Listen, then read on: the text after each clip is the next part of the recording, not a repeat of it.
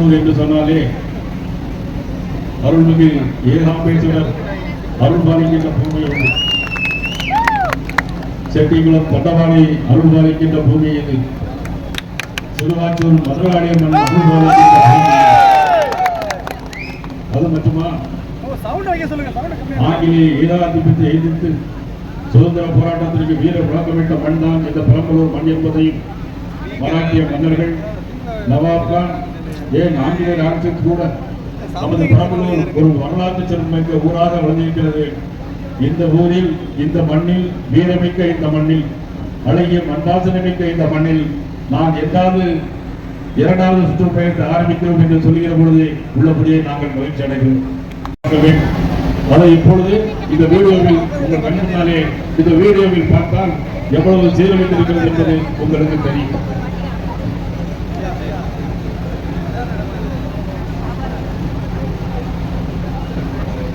இந்த பெரம்பலூர் மாவட்டம் திமுகவின் பிடியில் சிக்கி தன் மதிப்பையும் மகத்துவத்தையும் இழந்து மங்க துவங்கிவிட்டது. திமுக ஆட்சியில் தமிழகம் எங்கிலும் விவசாயிகள் கஷ்டப்படுகிறார்கள் என்றாலும் பெரம்பலூர் விவசாயிகள் படும் துன்பத்தை சொல்லி மாளாது. வாட்டர் டேங்கரில் தண்ணீர் கொண்டு வந்து விவசாயம் பண்ண வேண்டிய அளவிற்கு விவசாயிகள் தள்ளப்பட்டுள்ளனர். NCRP வெளியிட்ட தரவின்படி தமிழகத்தில் கடந்த 2 ஆண்டுகளில் 2000 விவசாயிகள் தற்கொலை செய்து கொண்டுள்ளனர். விவசாயிகளின் வாழ்வாதாரத்தை மேம்படுத்த எந்த திட்டங்களையும் திமுக அரசு செயல்படுத்தவில்லை என்பது குறிப்பிடத்தக்கது. கிட்னி பேர் எல்லாத்துக்கும் கிட்னி போகும்போதே கூட்டத்தோடு கிட்னி தடுக்கணும். இதுதான் திமுக ஆட்சி நடைபெறக்கூடிய ஒரு மோசமான ஒரு சூழ்நிலை நீங்க பார்த்துருக்கீங்க. இங்கெல்லாம் போக்குவரத்துறை அமைச்சர் இருக்கிறாங்க. ஆனால் போக்குவரத்துறை அமைச்சர் ஊர்லேயே 2-3 மணிக்கு பஸ் இல்லைன்னா இப்ப நீங்க வீடியோல எல்லாம் பார்த்துட்டீங்க. ஆனா நம்மளுடைய முதலமைச்சர் யார் தெரியுமா? டெல்டாக்காரன். நம்முடைய முதலமைச்சர் ஊர் எது? டெல்டாக்காரன். அவர் சொல்லுவார், நான் டெல்டாக்காரன். 12 லட்சம் ஹெக்டேர் இன்னைக்கு கரித்தாங்கை பகுதியில் மழையில 12 லட்சம் ஹெக்டேர் மழையில நனைந்து இன்னைக்கு வீணா போயிட்டு அவ்வளவு மோசமான ஒரு சூழ்நிலைக்கு இன்னைக்கு போயிட்டு இருக்குன்னா காரணம் இந்த திமுக அரசு தான். உலகுக்கே சோறு போடும் உணவாளி நம்ம அவங்களுக்கே கஷ்டத்தை உண்டு பண்ண ஒரு ஆட்சி இருக்குன்னா நம்மளுடைய திமுக ஆட்சி தான். நீங்க மக்காச்சோள மாவுக்கு அதுக்கு 1% செஸ் வரி போட்டது இந்த திமுக அரசு. மறுக்க முடியுமா? யாராலும் மறுக்க முடியும். அது மட்டுமல்ல, இன்னைக்கு நமது வெண்டாவூர் கிராமத்துல காட்டு பண்ணிகளால இன்னைக்கு நிறைய பிரச்சனை நடக்குது. விவசாயம் போக முடியல. அங்க மின்சார வேலை போட்டதுனால 2 விவசாயி அங்க உயிரோட இருந்து செத்து போயிட்டாங்க. இதுக்கெல்லாம் இந்த அரசு தான் காரணம். ஒன்றியந்தோறும் தானிய கிடங்கு அமைப்புன்னு சொன்னாங்க. ஒன்றியந்தோறும் ஏதாவது ஒரு இடத்துல அமைச்சிருக்காங்களா? ஒரு இடத்துல கூட அமைச்சு. இப்படிப்பட்ட அரசாங்கம் தான் இந்த அரசாங்கம். அது மட்டுமல்ல, கரூரில் பார்த்தீங்கன்னு சொன்னா கரூரில் 41 பேர் இறந்து போனோம். பாமக கட்சி தலைவர் பிரச்சாரம் பண்ணும் போது ஒரு மைக் எடுத்து 10% கமிஷன், 10 ரூபாய் கமிஷன் ஒரு டான்ஸ் ஆடுறாங்க. உடனே கரண்ட் கட்டாது. அவர் மீது செருப்பு போடுறாங்க. அங்க நடக்கிற தள்ளுமுள்ள 41 பேர் இறந்து போறாங்க. அரை மணி நேரத்தில் உடனடியாக முதலமைச்சர் கரூருக்கு வருகிறார். யாரை காப்பாற்றுவதற்காக? கரூர் முன்னாள் அமைச்சரை காப்பாற்றுவதற்காக உடனடியாக வருகிறார். இரவோடு இரவாக 41 பேருக்கும் அங்கு வந்து உடனடியாக போஸ்ட்மார்ட்டம் செய்யப்படுகிறது. உடனடியாக போஸ்ட்மார்ட்டம் செய்யப்பட்டு அங்கிருந்து இரவோடு இரவாக எல்லா உடல்களையும் அங்கே குறைத்து அனுப்பப்படுகிறார்கள். இதுக்கு என்ன அவசரம் வந்திருக்கிறது? 41 பேர் இறந்து போனால் முதலமைச்சர் உடனடியாக வருகிறார். ஆனால் 65 பேர் இறந்து போறாங்க. கள்ளக்குறிச்சியில் கள்ளச்சாராய சோதனைக்கு முதலமைச்சர் வரவே இல்லை. கேட்டால் அவர்கள் கள்ளச்சாராயம் கொடுத்து இறந்தார்கள் என்று சொல்லியிருந்தாங்க. அந்த அளவுக்கு ஒரு மோசமான ஒரு ஆட்சி. ஆனா ரோடு ஆக்சிடென்ட் நடந்தா இறந்து போனா 2 லட்சம் 3 லட்சம். ஆனா சாராயம் செத்தாரா இந்த ஊர்ல 10 லட்சம் ரூபாய் தரவுடைய முதலமைச்சர் நம்ம தமிழ்நாட்டில் மட்டும்தான் இருக்காரு என்பதை நீ உண்மையிலே தெரிஞ்சுக்கணும். இன்னைக்கு தேசிய ஜனநாயக கூட்டணி யார் உருவாக்கி இருக்கிறார்கள்? இது தானாக உருவாக்கின கூட்டணி. மத்திய உள்துறை அமைச்சர் அமித்ஷா அவர்கள் நேரடியாக அனைத்து இந்திய அண்ணா திராவிட முன்னேற்ற கழகத்துடைய பொதுச் செயலாளர் அழைத்து பேசி இந்த திராவிட மாடல் ஆட்சி தமிழகத்தில் இருக்கக்கூடாது என்பதற்காக அந்த கூட்டணியை உடனடியாக உருவாக்கினார். இது ஏதோ நாங்கள் மைனார் நாயகர்கள் உருவாக்கிய கூட்டணி ஒன்றும் இல்லை. இது மேல்மக்களவிலே அண்ணன் EPS அவர்களும் மாண்புமிகு உள்துறை அமைச்சர்களும் சேர்ந்து உருவாக்கிய கூட்டணி இயற்கையாக உருவாக கூட்டணி. ஆனால் திருவாரூர் சொல்லுகிறார் இந்த கூட்டணியை பார்த்து தெரிவா சொல்லுகிறார், இது விருப்பத்தகாத கூட்டணி. நான் கேட்கிறேன் அவர்களை பார்த்து திமுக கூட்டணியில் இருக்கிற மதிப்புக்குரிய திரு திருமாவளவனை பார்த்து நான் கேட்கிறேன். திமுக கூட்டணியில் இருக்கிற மதிப்புக்குரிய சொல்லப்பிறந்தவர்களை பார்த்து நான் கேட்கிறேன். சமூக நீதி எங்கே இருக்கிறது? உங்களால் கருத்து சொல்ல முடியுமா? வேந்தவேல் பிரச்சனை என்னாச்சு? மதிப்புக்குரிய திருமாவளவன் அவர்களால் சொல்ல முடியுமா? அது மட்டுமல்ல, நேற்று நடந்த மழையில் செம்பரம்பாக்கம் ஏரி திறப்புவதற்கு காங்கிரஸ் கட்சியுடைய தலைவரை அழைக்கவில்லை. மதிப்புக்குரிய காங்கிரஸ் கட்சியுடைய தலைவர் செல்லப்பொருந்தவை சொல்கிறார், எங்களை ஏன் அழைக்கவில்லை? தாழ்த்தப்பட்ட சமூகம் என்பதற்காக ஒதுக்கிறீர்களா என்று கேட்கிறார். இதைத்தான் புரிந்து கொள்ள வேண்டும். சமூக நீதி அங்கே இருக்கிறதா? கிடையாது. பிறகு ஏன் இந்த கூட்டணி இருக்கிறீர்கள்? வெளியே வர வேண்டியதுதானே. ஆனால் சமூக நீதி எங்க இருக்கு தெரியுமா? பாரதிய ஜனதா கட்சியில் இருக்கு. யாராக இருந்தாலும் இன்னைக்கு இந்தியாவுடைய ஜனாதிபதி யார் தெரியுமா?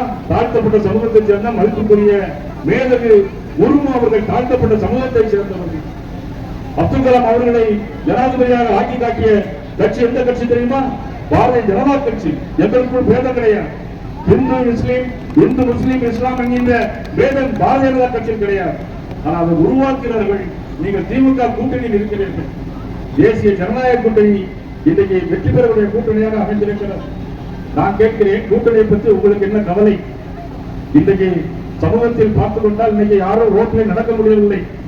10 வயது குழந்தை முதல் 70 வயது பெண்கள் வரையிலும் இன்னைக்கு பாலியல் வன்கொடுமைகள் நடக்கிறதா இல்லையா? பாலியல் வன்கொடுமைகள் நடக்கிறதா இல்லையா? இந்த ஆட்சி லாக்கப் மரணங்கள் எத்தனை? சிவகங்கையிலே லாக்கப் மரணங்கள்.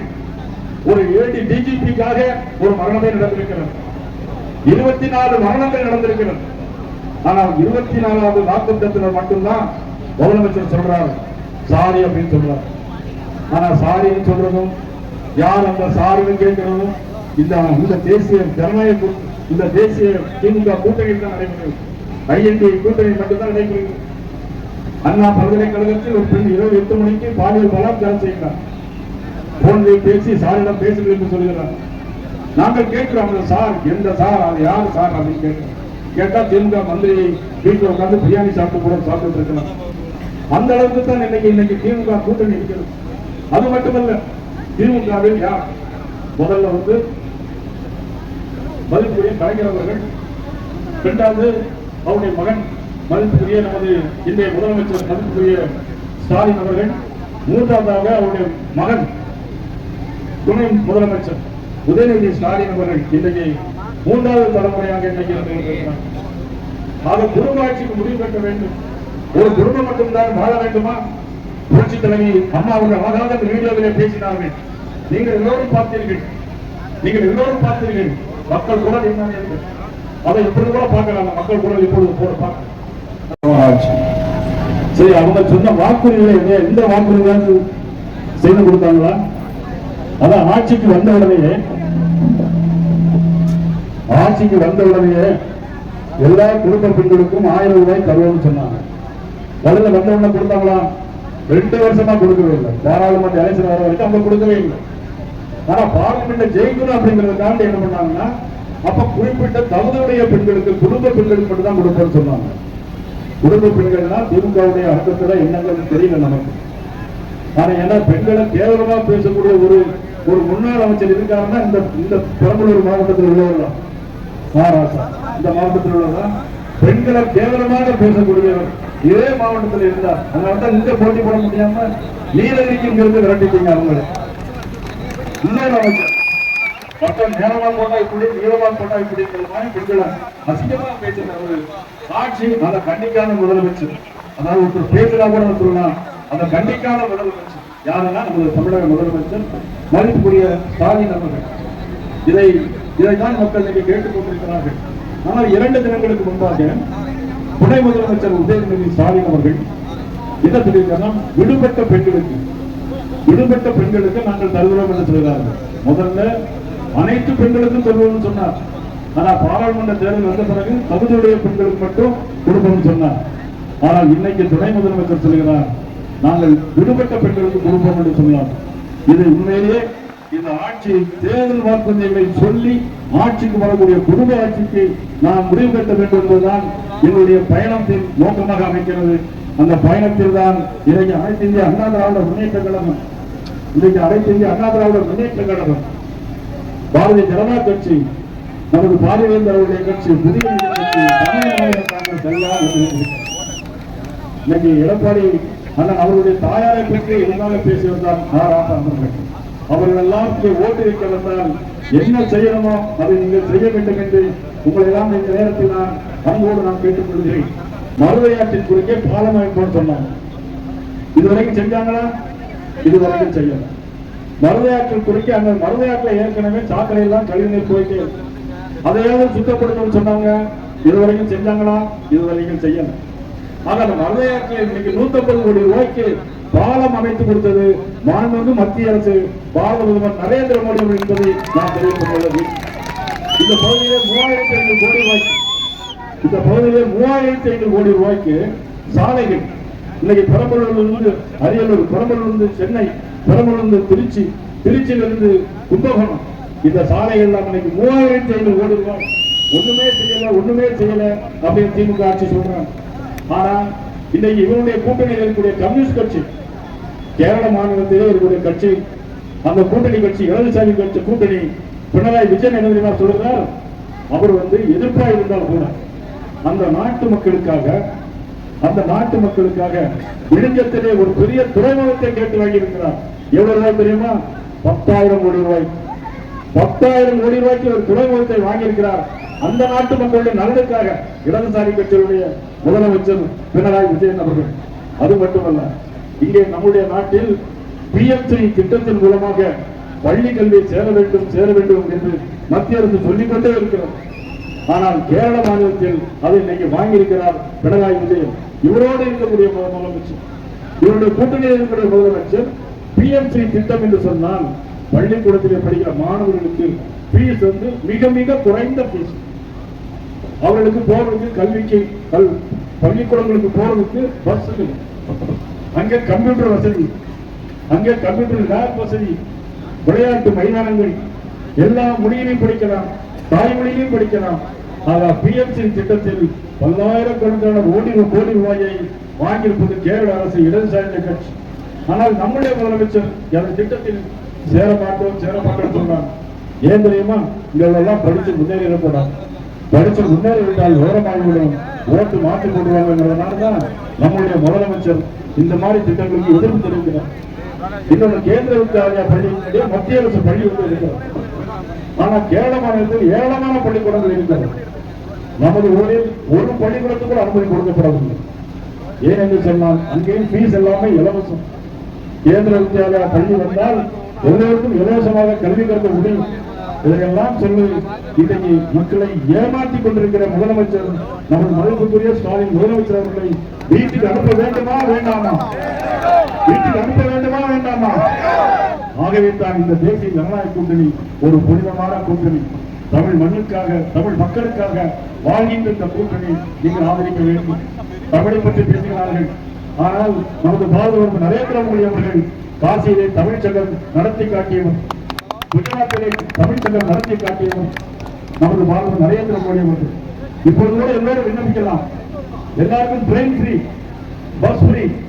ஆனா நெட்ல போய் பார்த்தீங்கன்னா நீங்க IIT மூலமாக காசி தமிழ்ச்சங்கம் போவதற்கு எல்லோரும் இலவசமாக காசிக்கு போய் கொண்டு வரலாம். பஸ்ஸிலே போகிறவர்கள் ஒரு நாள் 400 கிலோமீட்டர் போய் தங்கி மறுநாள் அவங்களை கூட்டி போலீஸ் பாதுகாப்போடு கூட்டி போகிறார்கள்.